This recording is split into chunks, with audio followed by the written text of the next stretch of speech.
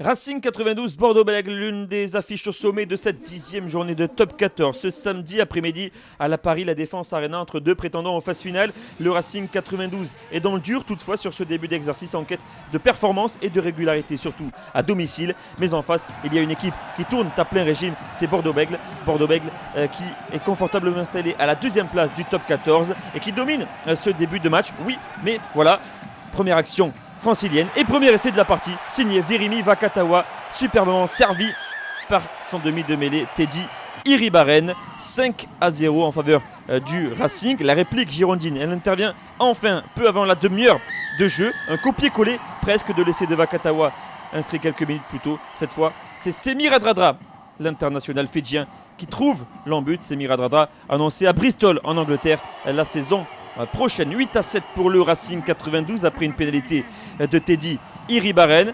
Le chassé-croisé entre les deux équipes se poursuit et c'est Virimi Vakatawa, encore lui, qui se joue de la défense adverse pour inscrire un superbe essai, un doublé pour l'international français en l'espace de 14 minutes. Le score 15-10 en faveur des franciliens au terme d'une première période très plaisante mais qui n'est pas tout à fait terminée. Après la sirène, c'est Semir Adradra qui sert parfaitement Cameron Moki en bout de ligne. Les décalages et les surnombres étaient présents.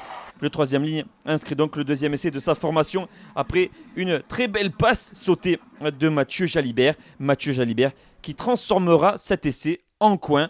17-15, le score à la pause très serré et à l'avantage des hommes de Christophe Urios, toujours aussi perplexe et pour cause car le Racing 92 va démarrer un pied au plancher cette deuxième période avec un jeu flamboyant. Rouanimov retrouve intérieur Teddy Thomas, le plaquage à quelques mètres de l'embut.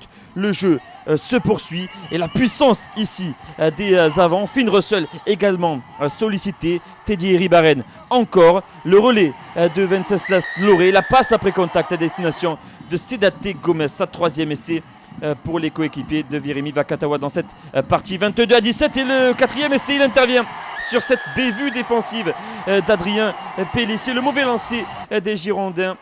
Et derrière, c'est le talonneur du Racing qui se montre le plus opportuniste pour inscrire la quatrième réalisation des siens. Le score 27-7, 10 longueurs d'avance pour le Racing 92. 3 points inscrits par Mathieu Jalibert. Bordeaux-Bègles grignote sans retard et Bordeaux-Bègles va mieux finir cette rencontre. On joue la 57e minute.